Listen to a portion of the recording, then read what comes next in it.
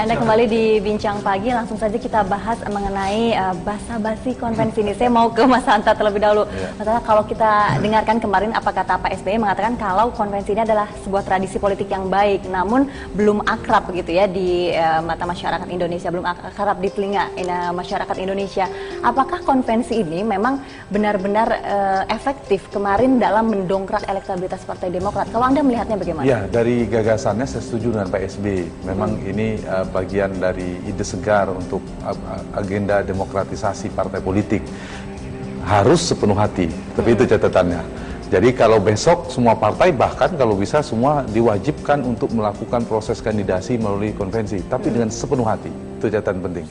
Nah, soal Partai Demokrat memang menurut saya ada beberapa catatannya.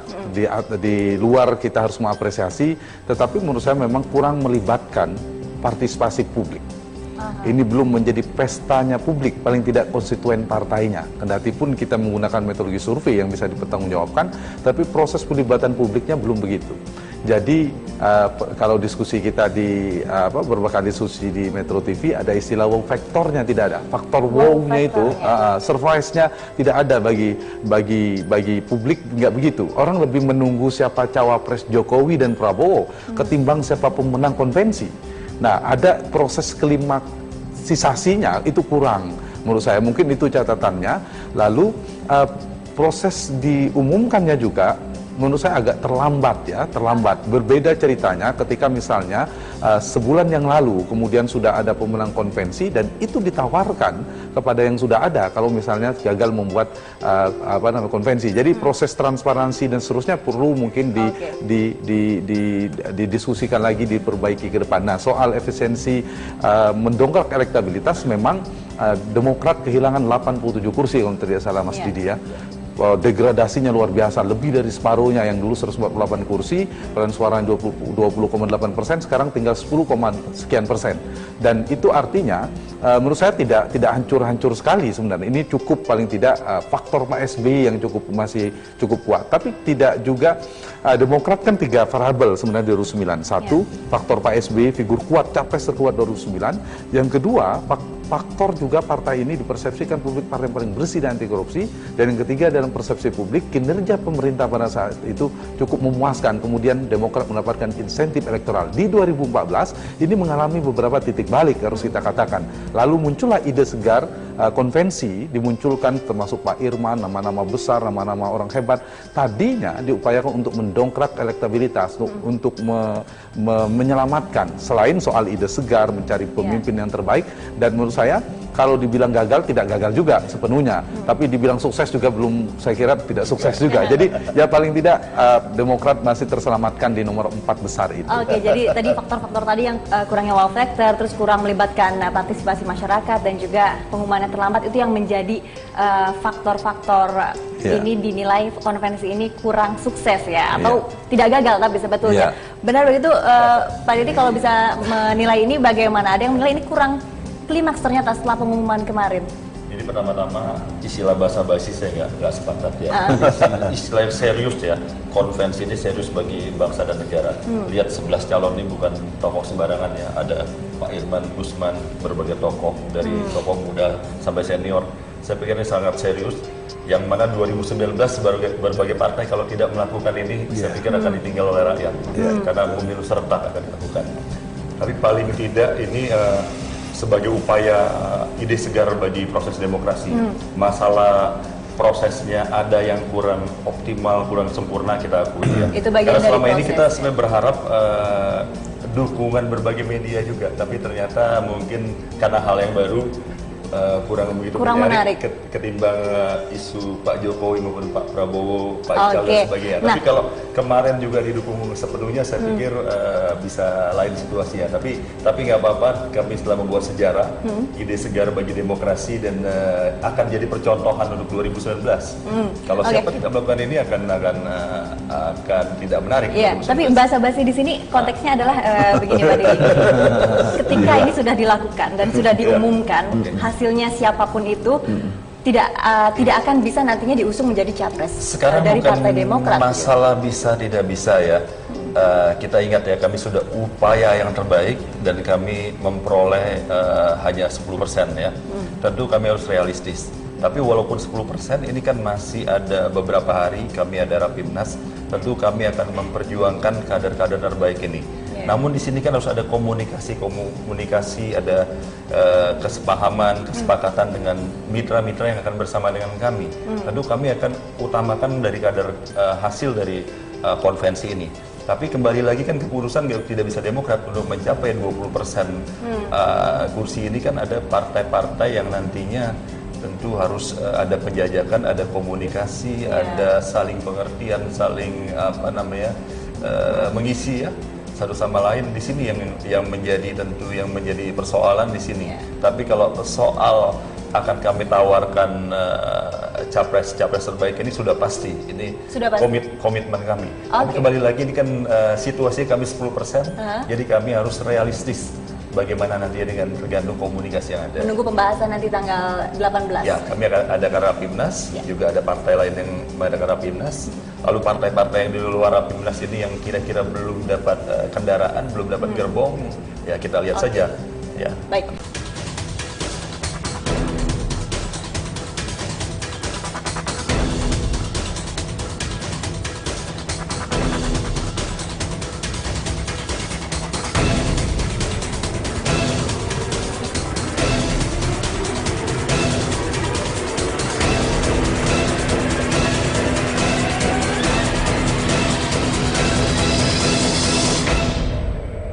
Ya, sekarang saya langsung ke Pak Irman. Pak Irman, menyesal tidak kemarin ikut konvensi?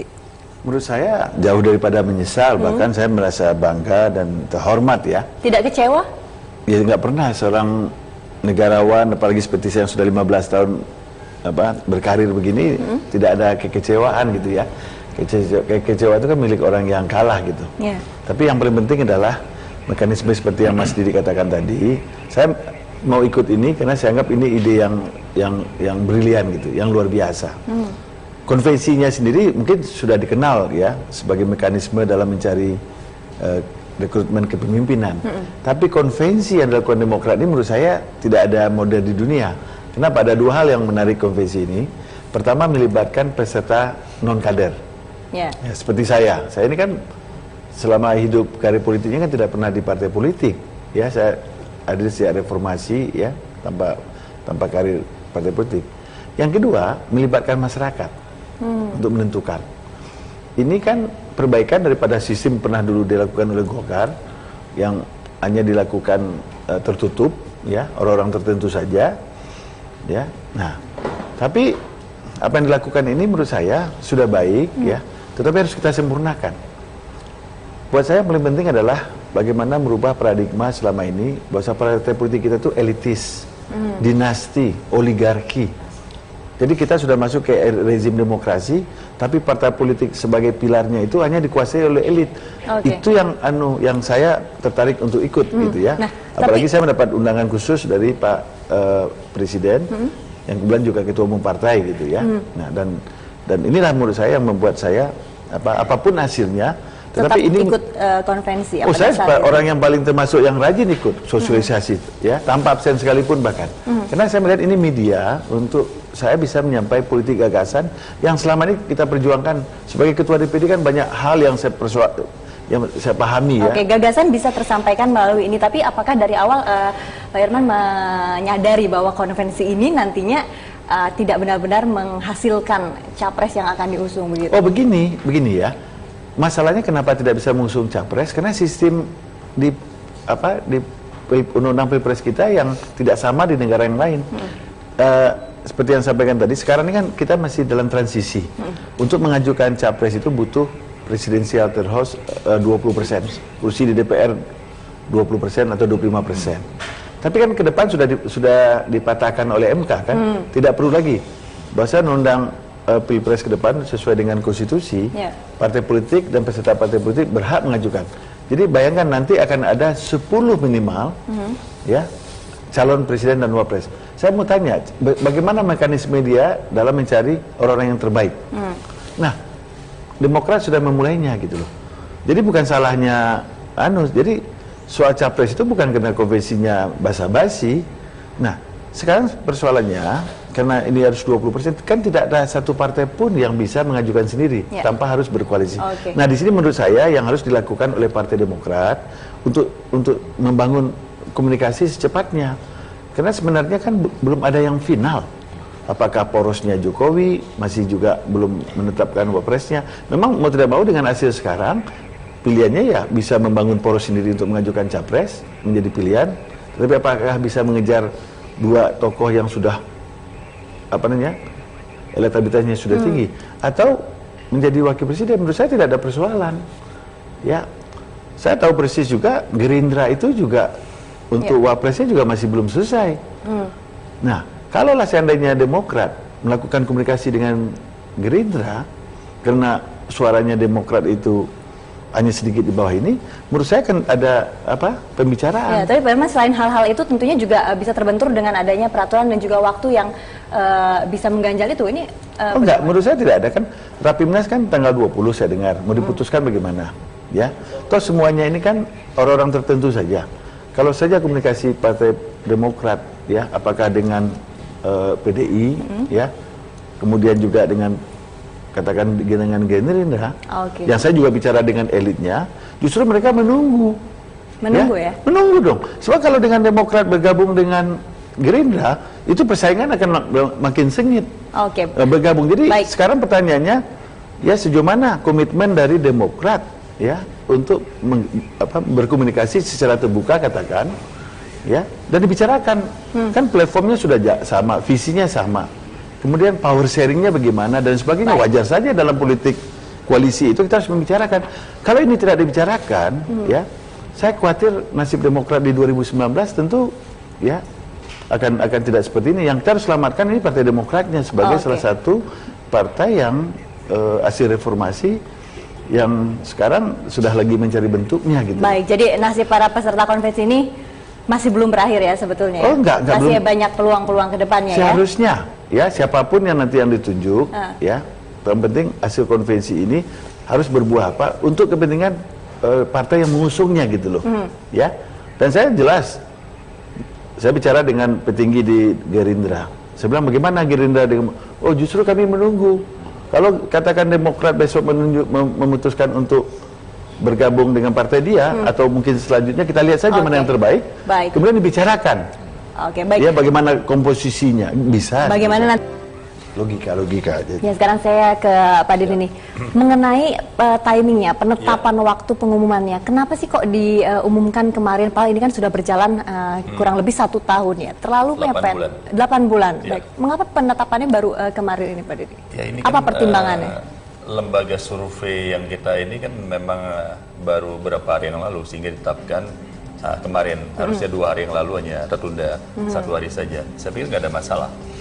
Nggak ada masalah. Tidak terlalu mepet nantinya? Tidak dong. Saya pikir nggak mepet. Ini kan mereka semua bakal calon yang tidak melanggar apapun. Saya pikir ya bakal calon. Bagaimana dengan adanya peraturan yang mengatakan bahwa para pejabat ini yang ikut harus mundur? Padahal ini sebagian besar mereka semua pesertanya juga menduduki jabatan-jabatan tertentu kan, Pak Iman? Anda menanggapinya bagaimana? Ya, mungkin barangkali definisi pejabat negara dalam konteks Pilpres ini yang sebenarnya banyak undang-undang juga yang agak berbeda-beda gitu mendefinisikannya. Jadi yang pejabat negara ini masuk ini mungkin barangkali pejabat yang terikat terhadap pekerjaan profesi seperti hakim agung, ya, kemudian kayak professional job lah, bukan pejabat negara yang karena political appointee gitu ya. Seperti saya dan sebagainya itu sesungguhnya tidak masuk dalam ranah tersebut gitu. Tetapi yang jelas ya menurut saya tidak ada yang peraturan itu tidak mengikat. Pemahaman saya dan juga saya diskusikan dengan Mendagri sebagai penanggung jawab politik dalam negeri mengatakan sesungguhnya bukan kalau sudah menjadi calon ditetapkan ya, nah seminggu setelah itu ya artinya ditetapkan oleh KPU. Ya, jadi kan itu baru pendaftarannya tanggal berapa? Ini kita baru tanggal 23. Bisa lihat nih peraturannya pasal 29 ayat 2. Ya. Kita bisa lihat bersama seperti apa ketentuannya bahwa menteri dan pejabat setingkat menteri sebagaimana dimaksud pada ayat 1 harus menyampaikan surat pengunduran diri kepada presiden paling lambat 7 hari sebelum didaftarkan oleh partai politik atau gabungan partai politik. Nah, ini Mas Hanta sebetulnya bagaimana sih peraturannya? Apakah memang ini bisa diberlakukan pada semua pejabat negara atau kriteria pejabat negara yang seperti apa yang sudah ada di Undang-Undang Nomor 42 tahun 2008 Undang-Undang Pilpres tadi. Pejabat negara yang dimaksud itu, biar saya tidak keliru ya, saya baca ulang, adalah Menteri, Ketua Mahkamah Agung, Ketua Mahkamah Konstitusi, Pimpinan BPK, Panglima TNI, Kapolri, dan Pimpinan Komisi Pemberantasan Korupsi. Jadi di peraturan pemerintah tadi juga sebenarnya kalau saya menangkap 7 hari sebelum didaftarkan sebagai capres-cawapres, gitu kan? Nah, kalau mengacu pada jadwal di KPU, pendaftarannya itu pada masa tanggal 18 sampai tanggal 20. Nah, berarti 7 hari sebelumnya adalah tanggal 13, hari Rabu kemarin mestinya. Nah, karena itu kenapa sangat disayangkan dan sebenarnya tidak perlu ada diskusi atau pembahasan ini ketika Partai Demokrat memutuskan pemenang konvensi atau siapapun, bagaimanapun mekanismenya, jauh-jauh hari, tidak di kemarin hari yang sudah tanggal 16 itu. Nah, itu yang saya sayangkan adalah tidak perlu lagi kita multitafsir untuk membahas ini. Ya. Nah, ini memang yang disayangkan adalah kenapa tadi itu Demokrat tidak sejak awal, bahkan kalau saya berpikir karena sudah ada hitungan cepat, Demokrat bisa mengumumkannya itu seminggu setelah pemilu legislatif pun boleh. Nah, ini yang tidak dilakukan menurut saya, dan kalau bisa juga ada proses eliminasi juga, dan itu otomatis diberitakan oleh media dari 11 jadi 9 misalnya, jadi 5 jadi 3 lalu menjadi 2 ini ditunggu-tunggu lalu diumumkan paling lama paling tidak itu akan lebih menarik ya, akan lebih menarik di mata publik maupun media juga tentunya ketika itu mengerucut kepada 1 atau 2 orang calon. Kenapa tidak dilakukan Pak Didi? Semuanya harus terusan sampai akhir begitu pesertanya. Ini kan suatu hal yang baru ya di dalam proses demokrasi. Paling tidak ini disegar ya, memang perlu penyempurnaan ke depan ya. Kami mencoba tentu karena kami melihat 11 ini sangat bagus. Rasanya kalau nggak sampai final, karena bagus-bagus kami lihat ya, jadi kurang. Ini namanya kan kita suatu upaya kita mencoba, itu pun sudah dibagi dalam tiap kali ada perdebatan dipecah 2 ya. Ada yang 6 orang, ada yang 5 orang. Tapi kalau ke depan ternyata perlu proses eliminasi dan sebagainya, itu kita pikirkan agar ini lebih menarik ya. Oke, nah ketika ini nantinya seandainya mengerucut kepada 1 atau 2 orang calon saja yang sudah terpilih, tentunya ketika ini ditetapkan sebelum pemilihan legislatif, mungkin orang ini juga bisa menjadi salah satu jurkamnas yang tentunya juga nanti bisa mendongkrak elektabilitas partai juga. Saya kira ada kelebihan dan kekurangan masing-masing ya. Karena kemarin dulu kita berkeyakinan bahwa paling tidak tuh namanya upaya bisa 15% ya paling tidak ya. Tapi ternyata takdir mengatakan lain, 10, ya itu yang terjadi. Ya, ide itu boleh saja, boleh sebelum, boleh sesudahnya, tentu ada kelebihan dan ada kekurangannya di sana ya. Tapi kami ini kan memang sudah dijadwalkan bahwa setelah pemilu legislatif, jadwal yang kami lakukan. Jadi ada poin lebih dan kurangnya lah. Jadi kita tidak bisa mengatakan bahwa itu lebih baik dan lebih. Tidak ada upaya-upaya kalau ke depan ya yang perlu dipertimbangkan. Upayanya menurut hemat saya ingin mengatakan bahwa saya tanpa mengurangi hormat pada pers ya, kemarin kelihatannya kok kurang diangkat, padahal di sini begitu banyak tokoh-tokoh yang sangat potensial. Ada tokoh-tokoh dari daerah seperti Pak Irman, ada tokoh-tokoh anak muda, ada Anies Baswedan, ada Pak Gita Wirjawan, Dino Pati, tokoh dari TNI, tokoh gubernur dari daerah dan sebagainya. Bukankah ini hal yang menarik? Jadi kelihatannya saya nggak tahu, mungkin dianggap kurang seksi, tapi padahal ini kan ide yang segar, yang sangat baik. Kalau kemarin PES ini mengangkat ini kan lain-lain ceritanya. Bisa lebih dikenal begitu ya. Lebih dikenal. Tapi kira-kira mengapa Mas Hanta ini seperti kurang menarik gitu di paradigmanya juga ya. Paradigmanya Partai Demokrat ada kerjasama. Padahal ini kompetisi mestinya. Yang kompetisi berarti harus ada yang tereliminasi. Dan itu logika perlombaan, pertandingan. Tidak mungkin sehebat-hebatnya 11 orang itu tetap harus ada 1 yang harus dipilih. Dan kalau misalnya Demokrat bisa ada ide-ide cemerlang, inovatif itu, proses itu otomatis media pasti memberitakan menurut saya. saya. Paling tidak dari menjadi proses menjadi berapanya itu. Nah ini yang menurut saya ke depannya ya, kendati pun tidak ada jaminan 2019 Demokrat bikin konvensi lagi. Kecuali, belum pasti menurut saya, kecuali ada kewajiban diinstitusionalisasikan dua hal. Melalui undang-undang bila perlu, semua partai wajibkan. Atau diinstitusionalisasikan melalui anggaran dasar anggaran rumah tangga. Tapi kan sampai hari ini yang saya tahu, anggaran dasar Partai Demokrat yang memiliki kewenangan untuk menentukan capresnya adalah Majelis Tinggi. Oke, nah kalau Saya itu kira begini ya, saya kira nggak akan mundur karena ini ide sudah dilontarkan, ide yang bagus. Kalau mundur tentu suatu hal yang tidak tetap baik. akan dilakukan Tetap lagi akan di dilakukan. periode Syukur-syukur berikutnya. nanti undang-undang memperkuat lagi, Betul. jadi bukan Oke. hanya Demokrat. Baik. Jadi kita jadi pionir lah paling tidak. Baik, nah Pak Irman melihat kompetisi ini bagaimana? Kompetisi antar peserta khususnya ya Pak Irman beserta rekan-rekan lainnya, apakah kompetisinya dinilai cukup fair atau seperti seadanya saja begitu loh? Makanya Silakan. untung saya ikut dalam proses ini, jadi saya punya pengalaman. Nah, mudah-mudahan pengalaman saya ini nggak lama lagi saya akan bikin buku kan, supaya ini menjadi model gitu. Ya, yang penting semangat konvensi ini baik. Ya, kita tahu di Indonesia ini tidak banyak orang yang berasosiasi dengan partai. Ya, banyak orang yang floating mass. Banyak orang terbaik yang tidak ada dalam partai. Nah, melalui mekanisme konvensi yang seperti Demokrat ini bisa menjadi model. Tetapi tentu banyak catatan-catatan perbaikan yang itu bagian daripada memperbaiki untuk ke depan. Ya, katakan seperti yang tadi ya. Pertama waktunya. Seharusnya menurut saya ke depan ya, pengalaman saya yang ikut ini jangan 8 bulan. Harusnya 1,5 tahun katakan. Ya. Kemudian nanti dibikin betul bukunya atau bagaimana mekanismenya, kemudian jelas gitu ya. Jadi orang yang ikut itu yang sepakat dengan platform partai itu ya, dan lain sebagainya. Kemudian mekanismenya katakan 1,5 tahun, kemudian ada eliminasi dari berapa, katakan maksimum berapa, 10 jadi 5. Kemudian nanti jauh sebelum pileg itu mereka sudah katakanlah mengumumkan di final 2 besar. Nah ini akan jauh lebih menarik. Baik. Dan lain sebagainya. Jadi banyak perbaikan-perbaikan yang harus dilakukan.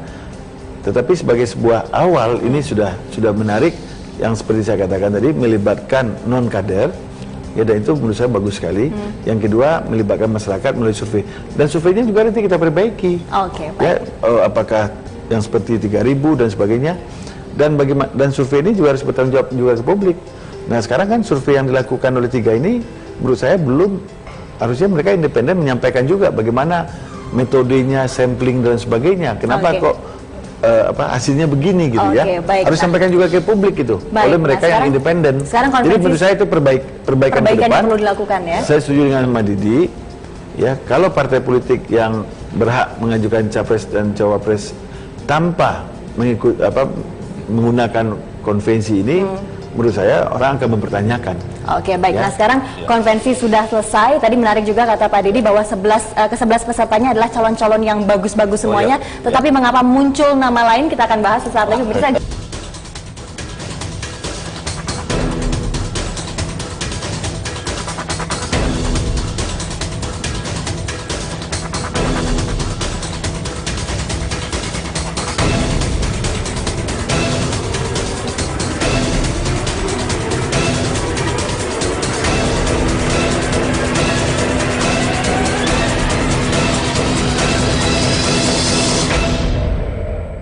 Jadi kami juga menunggu dan melihat segala kemungkinan yang ada. Dan saya tahu Partai Golkar juga akan mengadakan Rapimnas tanggal 18 nanti. Ini bukan suatu kebetulan, tapi ya kita lihat saja nanti hasilnya seperti apa. Kami siap dengan segala opsi, baik di dalam, di luar, dan juga menjadi ikut bagian dari kebersamaan. Ya, itu tadi pernyataan Edi Baskoro Yudhoyono, siap dengan segala opsi, termasuk salah satunya ada nama lain yang muncul di luar peserta konvensi Partai Demokrat, Sultan Hamengkubuwono X. Mengapa nama ini bisa terlontar? Judul basa-basinya nih saya rasa udah harusnya tereliminir nih. Sudah tereliminir. Bukan basa-basi gitu ya. Bukan basa-basi. Oh, tidak juga. Full. Tidak setengah hati ya. Oh, ini full. Baik. Menanggapi hal itu bagaimana? Ya, jadi begini. Tentu kami harus realistis ya. Bagi kami komite, bagi kami Partai Demokrat, yang terbaik ini ada 11 orang ini ya. Kemarin pemenangnya Pak Dahlan, tapi semuanya adalah yang terbaik. Pak Irman dan sebagainya adalah calon yang saya yakin kalau diadu debat dan sebagainya, ide-ide dan program-programnya, kami yakin tidak kalah dengan capres-capres yang sudah deklarasi lebih dahulu. Nah, soal nama lain ini realistis. sekali lagi kami hanya 10% ya, tentu tidak bisa keputusan kami sendiri ya, sehingga harus kompromi dengan pihak lain. Manakala perlu ada adanya penjajakan, ada komunikasi, ya ada ide-ide dari wacana memunculkan nama lain tadi, tentu nama yang juga bisa diterima oleh publik. Ya, kalau terjadi komunikasi dengan pihak lain, karena tidak menginginkan dari 11 kami ini. Tapi bagaimanapun kami harus memperjuangkan yang 11 orang yang menurut hemat kami 8 bulan kerja keras, dan 11 calon terbaik ini sudah melakukan yang terbaik bukan bagi Demokrat saja, bagi bangsa dan negara. Tentu ini menjadi yang prioritas utama. Tapi sekali lagi kan konvensi untuk mengusung calon presiden kan ya. Nah, kalau terjadi kompromi-kompromi karena posisi suara kami hanya 10, sementara ada yang di atas kami, katakan ada Partai Golkar atau partai-partai tengah lain yang kurang lebih cukup berimbang, tentu ada alternatif lain yang kira-kira bisa diterima. Posisi suara. Jadi, ya? Posisi realistis. Posisi realistis suara. Tapi kalau dilihat tahun 2009, Demokrat pede-pede aja tuh mengusung SBY. Padahal itu lebih rendah suaranya daripada tahun 2004 ya, hanya 7%. Zaman situasinya beda, tapi kalau dibilang masih pede, jelas sangat pede sekali. Makanya saya duduk bersama Pak Irman ya, adalah salah satu nih. Bila perlu dengan 11 yang lain nih, misalnya ini sangat pede, itu nggak usah diragukan, sangat pede. Tapi kan tentu ini suatu proses yang realistis ya. Ini masih ada waktu 3 hari ke depan ya. Hari Minggu ada Rapimnas. Di sana akan kita akan berkomunikasi dengan seluruh pimpinan-pimpinan baik di daerah dan maupun pusat untuk memutuskan mana yang terbaik. Baik, Pak Irman melihatnya bagaimana dengan munculnya nama Pak Sultan ini, padahal masih ada 11 peserta yang katanya sudah dipilih yang terbaik begitu, Pak Irman? Ya, menurut saya kan itu wacana dengan harapan, karena si Sultan itu kan dekat dengan partai tertentu kan. Kalau itu bisa, Partai Golkar katakan yang masih belum ada calon dipasangkan dengan itu, boleh saja. Tapi yang realistis menurut saya, yang jangka pendek ini, ya melalui Rapimnas ini saya minta bagaimana posisi Demokrat dalam Pilpres ini. Menurut saya Partai Demokrat harus mengambil bagian. Ya, realistisnya memang poros ini sudah mengerucut kedua yang kuat. Apakah poros Jokowi atau poros Prabowo? Dan dua-duanya kan belum menentukan siapa. Nah, menurut saya harus dikomunikasikan. Nah, katakanlah poros Prabowo sekarang yang di dalamnya juga masih belum clear siapa yang menjadi wapres. Nah, saya yakin kalau Demokrat bisa menawarkan, ya, itu saya yakin terbuka ruang gitu. Bahkan bisa menyelesaikan dan menjadi kekuatan yang besar. Nah, menurut saya ini yang paling realistis, dan ini adalah investasi politik Demokrat di masa datang. Ya, kalau tidak mengambil bagian ini sebagai partai, menurut saya, ya, ini menurut saya hal yang 5 tahun lagi bukan menjadi agak sulit buat Partai Demokrat. Jadi pandangan saya, Partai Demokrat harus bergabung dengan salah satu koalisi yang kemungkinan yang paling logis itu adalah dengan Gerindra, di mana masih terbuka karena Pak Prabowo juga menunggu ya dukungan Demokrat. Nanti kan dibicarakan ya, Demokrat, Gerindra, PAN, PKS, dan apa lagi itu ya. Kalau koalisi itu terbangun ya bersama yang lain, wah, menurut saya pertarungan Pilpres 9 Juli ini akan lebih menarik itu. Oke, jadi sebagai penutup dari Anda, Demokrat lebih baik merapat ke Gerindra. Itu lebih konkret karena ada ada sinergi, ada Pak Prabowo, saya bicara dengan elitnya, mereka menunggu juga. Silakan ya, Partai Demokrat memutuskan ya untuk segera. Kalau tidak nanti peluang ini tidak diambil, ya nanti akan lain ceritanya nanti. Bukan, kasihan Demokrat di 2019-nya. Oke, baik. Jadi Pak Didi, terakhir. 2 hari ini, terutama pada Rapimnas, akan menentukan segalanya. Apakah membangun suatu poros baru ya, dengan tentu harus realistis, ataukah bergabung salah satu pihak yang ada, atau yang paling jauh juga di luar pemerintahan, semua opsi kita tentu harus siap. Karena bagaimanapun kita siap yang terbaik bagi bangsa. Kita tunggu dari hasil Rapimnas nanti ya. Mas Hanta Yuda, kalau Anda melihat peluang Demokrat ini nantinya bagaimana? Apakah berkoalisi dengan poros yang mana atau akan mengusung siapa? Bagaimana Anda melihat pergerakannya sekarang? Iya, pertanyaan tadi soal itu dan soal Sultan itu sama dengan pertanyaan mengapa Demokrat tanda petik gagal membentuk poros atau epicentrum korupsi, epicentrum koalisi, kekuatan koalisi. Salah satu hal penting, tadi Mas Didi sudah katakan, sudah ada 10 tidak ada kekuatan modal politik minimal 20% kursi, hanya 61 jumlah kursinya, minimal harus 112. Yang kedua, yang bisa membuat poros koalisi, ini juga gagal, termasuk partai Golkar padahal. Kalau bicara tentang modal politik, Golkar lebih besar lagi, harusnya 15%. Karena tidak punya figur kuat yang memiliki kekuatan elektoral yang bisa menjadi magnet untuk berkumpul semuanya. Itu menyebabkan Demokrat harus memunculkan nama baru. Nah, kemana? Pertanyaannya kemana yang bisa? Paling tidak ada 3 pilihan. Satu, Demokrat bisa menawarkan pemenang atau salah satu dari peserta konvensi untuk menjadi cawapres. Levelnya cawapres, mohon maaf saya katakan, karena dari kekuatan. Kalau dari personalitas, kompetensi, kita akui semua 11 itu orang-orang hebat. Tapi yang diukur dalam politik elektoral adalah elektabilitas, kekuatan tingkat keterpilihan. Dan itu levelnya, mohon maaf, cawapres sekali lagi. Dan pilihan pertama adalah Demokrat bisa melakukan komunikasi politik di sisa-sisa akhir ini, menawarkan kepada Jokowi atau Prabowo sebagai cawapres. Ke Jokowi ada hambatan. Apakah mungkin akan segera cair komunikasi politik antara Pak SBY dengan Ibu Mega? Itu menjadi tantangannya. Ke Prabowo ada tantangan juga, sudah ada Pak Hatta yang sudah dinominasi cukup kuat.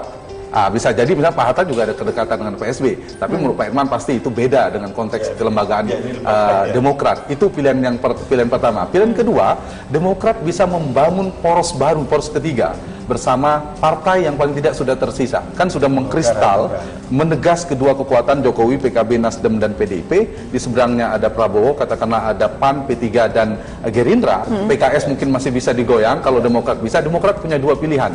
Bersama Golkar, kalau bersama Golkar sudah melampaui.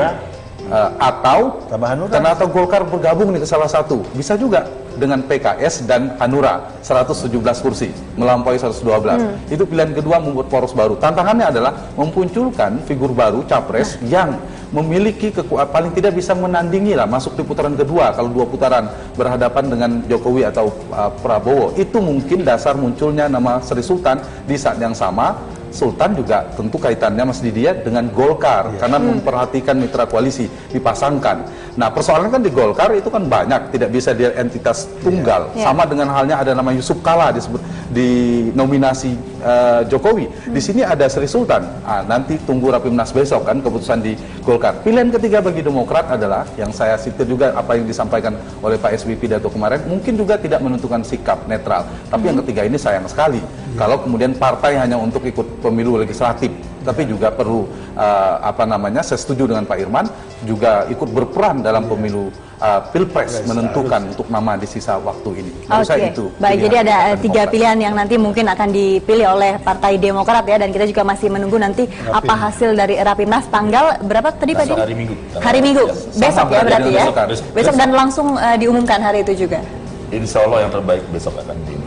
Besok ya, baik. Besok jam 2 sempat dengan Golkar, itu akan ada hal-hal yang mengejutkan dan yang terbaik lah saya bilang ya. Oke, mudah-mudahan. Satu lagi tadi konvensi Pak Irman tahun depan itu ada Kongres Partai Demokrat. Pak Irman bilang tadi menyelamatkan Demokrat. Bisa ikut Kongres. Mungkin bisa ikut ya, saking cintanya dengan Demokrat. Bukan, saya cinta kepada demokrasi ya. Artinya inilah pilihan yang terbaik dan partai politik adalah pilihan utama. Kalau memang saya diminta untuk itu, kalau untuk apa yang terbaik buat bangsa, saya harus ikut gitu loh. Oke, baik. Terima kasih semuanya Bapak-bapak sudah hadir di Bincang Pagi.